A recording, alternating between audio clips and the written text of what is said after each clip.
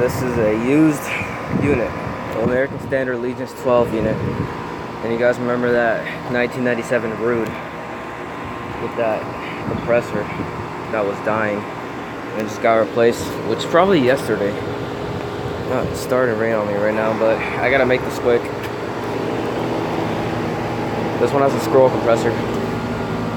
It's really quiet and it actually sounds really nice, surprisingly.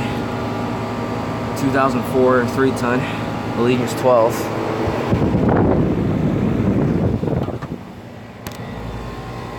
Lights it.